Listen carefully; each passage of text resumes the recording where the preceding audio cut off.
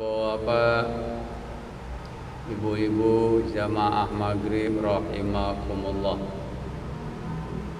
Kembali kita bersyukur kepada Allah Subhanahu wa taala. Alhamdulillah, pada maghrib ini kita bisa hadir bersama-sama melaksanakan salat maghrib berjamaah. Salawat dan salam wa nabi kita Muhammad sallallahu alaihi wasallam. Allahumma salli ala Muhammad wa ala ali Muhammad. Bapak, ibu-ibu jamaah maghrib rahimakumullah, pengajian kita pada maghrib ini membahas tentang fikih muamalah. Fikih muamalah ni Pak, kalau kita terjemahkan, yaitu fikih keuangan dalam Islam. Bagaimana transaksi yang benar di dalam agama kita. Mungkin ada pertanyaan Pak Ibu, apa pentingnya kita mempelajari masalah muamalah? Jawabannya adalah salah satunya ayat yang terpanjang di dalam Al-Quranul Karim itu berbicara tentang muamalah, hutang piutang. A'udzu billahi minasyaitonir rajim. Ya ayyuhalladzina amanu idza tadayantum bidainin ila ajalin musamma faktubu. Kemudian kenapa kita mempelajari muamalah? Alasan yang kedua, Pak Ibu, coba kita lihat. Sewaktu Allah berbicara tentang solat malam, ya ayyuhal muzammil qumil laila illa qalila. Di ujung ayat itu Pak Ibu, ayat terakhirnya itu berbicara tentang mencari nafkah yang halal. Wa akharuna yadribuna fil ardi yabtawuna min fadlillah. Di antara mereka, kata Allah, siapa mereka itu? Mereka yang melakukan sholat di malam hari, membaca Al-Quran di malam hari, maka ciri mereka mencari nafkah yang halal. Jadi Bapak Ibu, orang dikatakan sholat malamnya bagus, salah satu cirinya adalah komitmen mencari nafkah yang halal. Ini diantara alasan kenapa kita mempelajari transaksi atau keuangan di dalam Islam.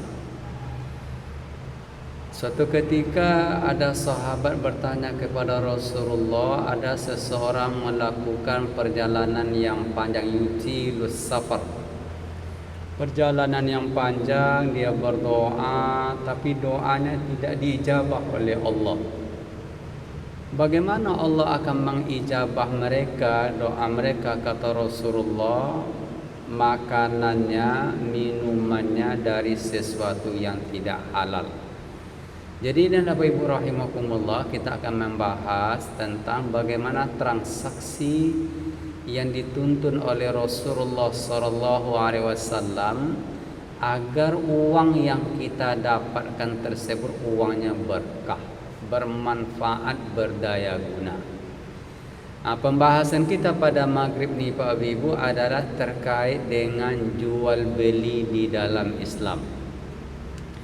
Suatu ketika sahabat bertanya, ya Rasulullah, usaha apakah yang paling bagus? Jawaban Nabi adalah amalur rajuli biyadihi, usaha seseorang dengan tangannya langsung. Orang yang berusaha, bukan orang yang minta-minta. Yang kedua, kata Nabi, usaha yang bagus itu adalah wa kullu bai'in mabrur, adalah jual beli yang mabrur. Jadi Pak, ada namanya haji mabrur, ada namanya jual beli mabrur. Nah, kita ingin bahas Pak, bagaimana bentuk jual beli yang mabrur ini Pak Ibu. Kita lihat Pak Ibu bahwa Allah menghalalkan jual beli dan mengharamkan riba. Wa ahallallahu al-bai'a wa harrama riba. Allah menghalalkan jual beli dan mengharamkan riba.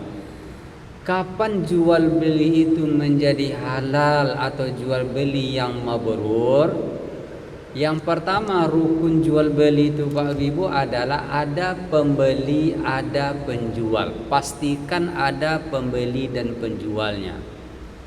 Yang kedua, ada bendanya. Ini Pak Ibu, ada bendanya. Jangan sampai ada jual beli tapi tidak ada benda fiktif bendanya Bapak Ibu. Karena ada orang transaksi tapi bendanya tidak ada, semuanya fiktif. Transaksinya berjalan di dunia maya tapi barangnya tidak ada.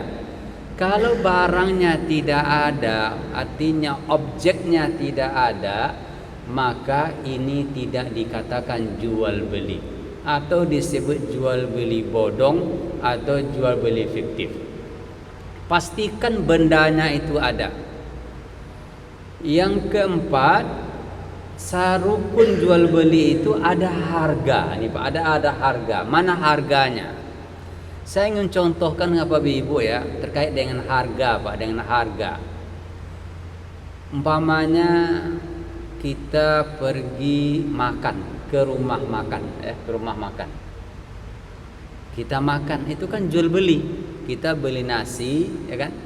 Beli lauk pauknya dan kita makan. Coba kita diskusi Bapak Ibu, coba dilihat sewaktu kita makan yang artinya lauk pauknya setelah kita makan, nasinya kita makan, permasalahannya harganya belum jelas. Bendanya sudah kita makan, nasinya sudah kita makan, tapi berapa harganya tidak jelas. Pak Ibu, kalau harga belum dijelaskan, artinya pembeli tidak tahu berapa harga yang pastinya, maka ini bisa terjadi apa disebut dengan namanya horor. Horor itu Pak, bahasa kitanya ketidakjelasan harga. Kata Rasulullah SAW, naha Rasulullah an bai'il horor. Nabi melarang jual beli horor. Apa itu jual beli horor? Salah satu bentuk jual beli horor itu adalah harganya belum ada. Tidak jelas berapa harganya Pak Ibu. Nah, coba kita Pak. Kadang-kadang di tempat kita boleh jadi menunya sama tapi harganya berbeda-beda. Kalau yang datang pakai sepeda motor harga mungkin standar. Tapi kalau yang datang bawa mobil mewah, plat merah umpamanya, harga bisa berubah. Nah, inilah disebut dengan namanya jual beli horor. Jual beli ada unsur penipuan. Artinya jual beli itu berpeluang orang bisa menipu nantinya. Semestinya yang harusnya adalah jelaskan berapa harganya.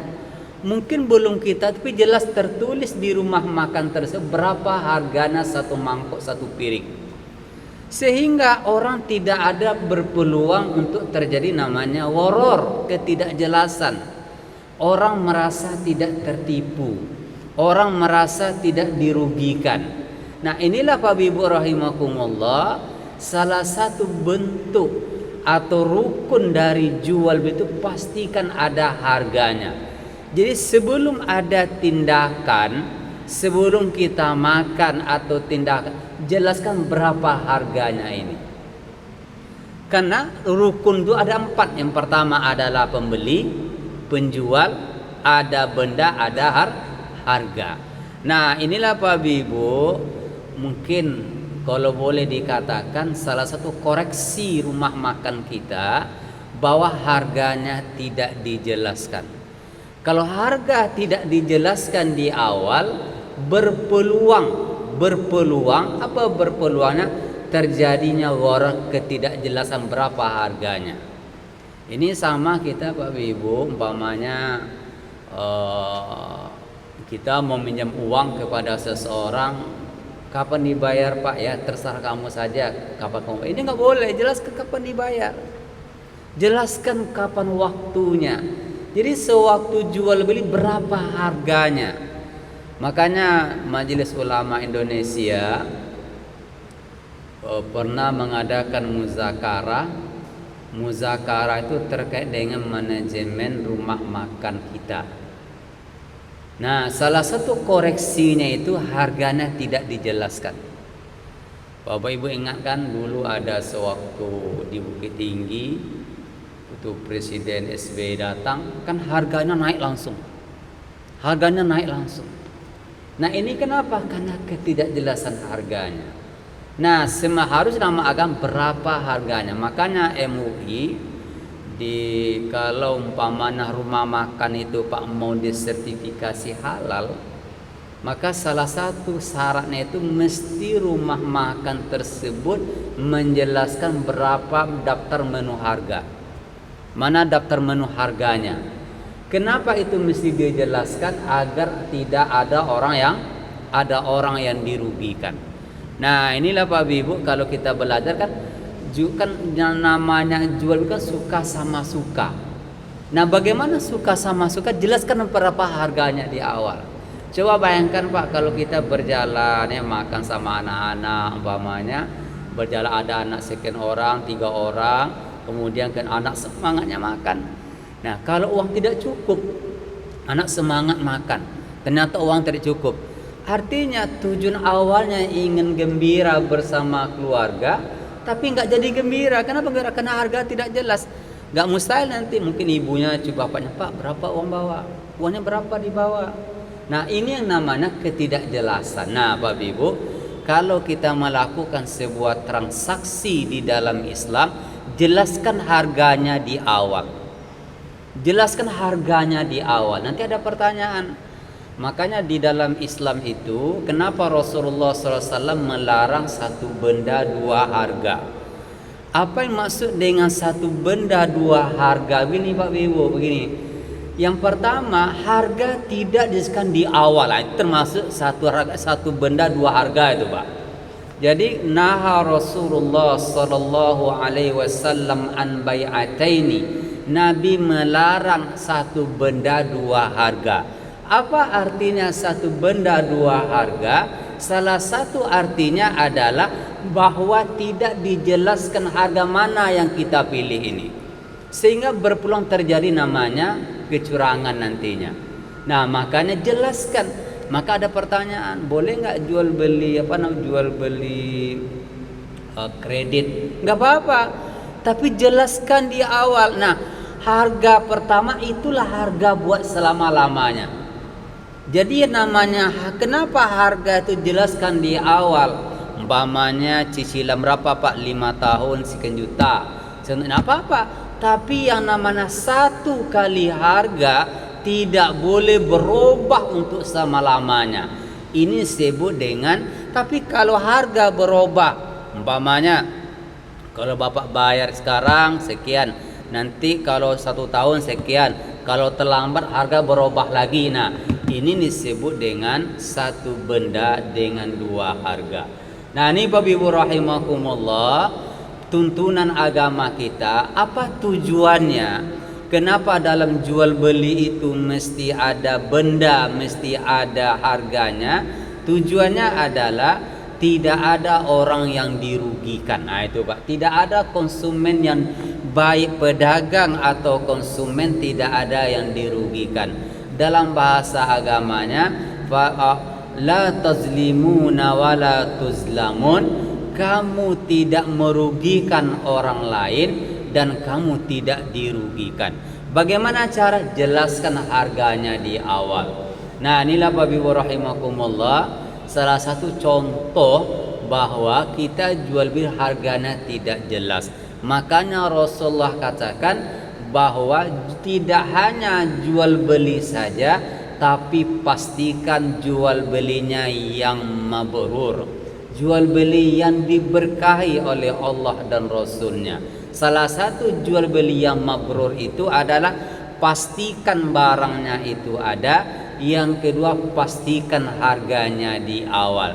Makanya selayaknya, sebagusnya tuliskan daftar harganya, sehingga konsumen yang datang tahu saya pilih A, berarti kalau uang saya cukup saya pilih A, kalau nggak cukup saya tidak pilih. Sehingga tidak ada orang yang, tidak ada masyarakat orang yang dirugikan.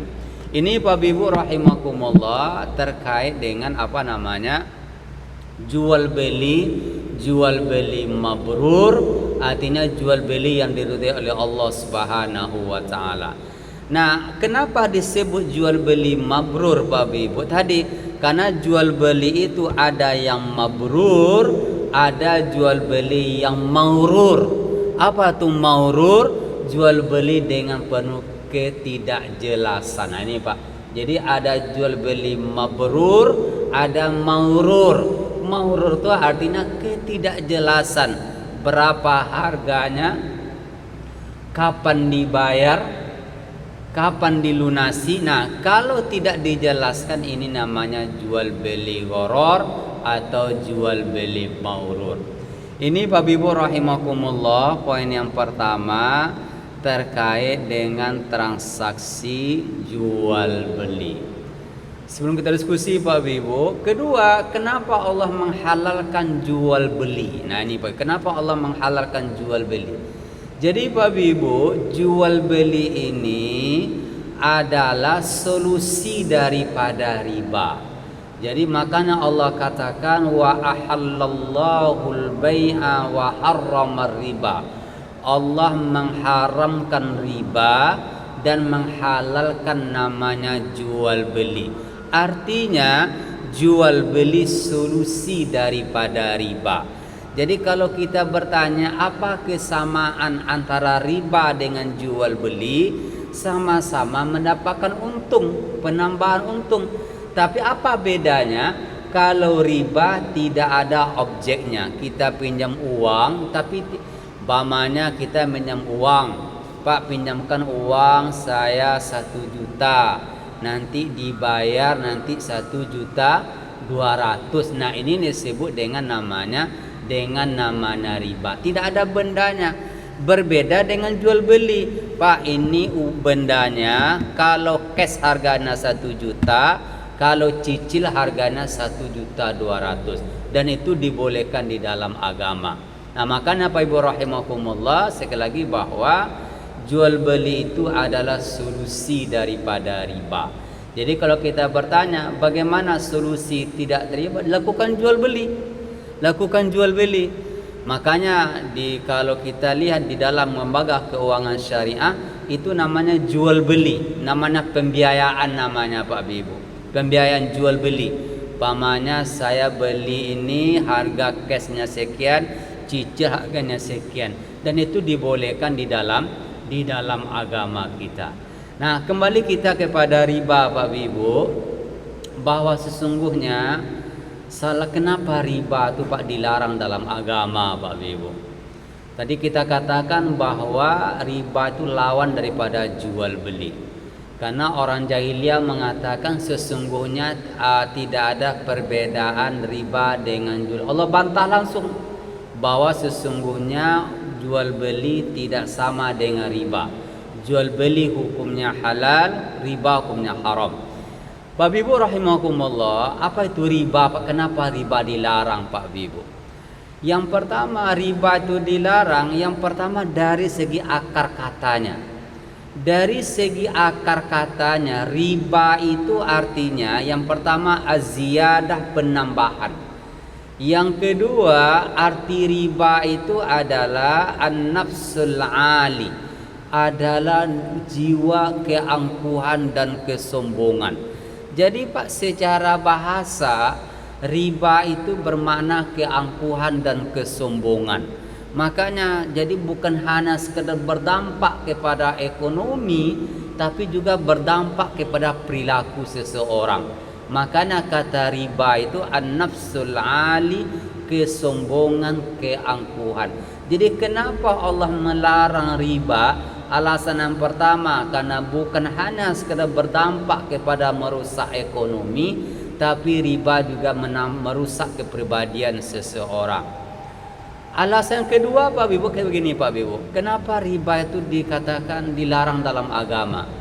Bahkan Rasulullah SAW mengatakan ijtanibu sab'a al-mubiqat, hindarilah 7 yang menghancurkan kamu.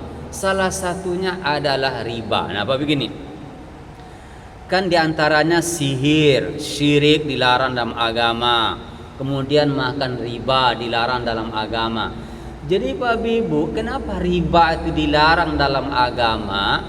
Alasan kedua adalah karena riba itu dia sudah memastikan keuntungan yang pada masa yang akan datang.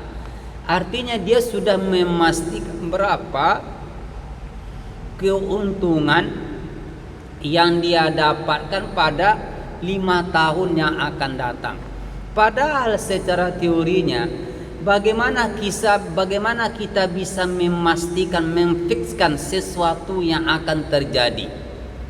Pertanyaan Pak, siapa yang bisa memastikan sesuatu yang akan terjadi? Jawabannya hanya Allah yang bisa memastikan. Karena ada 5 hal yang tidak diketahui oleh manusia di antara apa yang akan terjadi. Nah, kalau riba, dia sudah bisa memastikan sesuatu yang akan terjadi. Saya tahun besok pasti untungnya sekian. Nah ini kan namanya, makanya kenapa riba itu merusak akidah, tadi merusak kepribadian, juga merusak akidah kita. Karena riba memastikan sesuatu yang akan terjadi. Berbeda Pak dengan bagi hasil. Berbeda. Kalau bagi hasil, yang kita bagi adalah keuntungan. Jadi kalau umpamanya katakanlah 30-70 baginya atau 40-60, itu bukan dari modal tapi dari keuntungan. Kalau untungnya besar, maka bagi hasilnya akan besar nantinya. Kalau riba tidak, riba memastikan saya mesti untung sekian. Jadi kalau Pak Ibu umpamanya bekerja sama dengan seseorang, Pak, kita join ya, dalam usaha, saya kasih modal katakan 50 juta, tapi yang penting bagi saya setiap bulan mendapat uang katakanlah 1 juta. Itu namanya riba. Kenapa riba? Dia sudah memastikan sesuatu yang akan terjadi. Entah usaha ini gagal, ada macet, ada kendala, tapi ini orang sudah harus membayar 1 juta. Berbeda dengan bagi hasil. Kalau bagi hasil itu, Pak, ini 50% dari keuntungan. Jadi inilah rahasia agama bahwa kenapa Allah melarang yang namanya riba. Tadi merusak ekonomi, yang kedua merusak kepribadian, yang ketiga merusak akidah kita. Nah, makanya solusi dalam agama adalah lakukanlah jual beli, lakukanlah kerjasama. Kerjasama itu adalah bagi hasil, artinya persentase itu bukan dari modal, tapi dari keuntungan yang kita dapatkan. Inilah Bapak Ibu rahimakumullah, tuntunan dalam agama kita bagaimana muamalah yang benar, seperti kata Rasulullah adalah bai'un mabrur, jual beli yang diberkahi oleh Allah Subhanahu wa taala. Mungkin tuh Ibu kita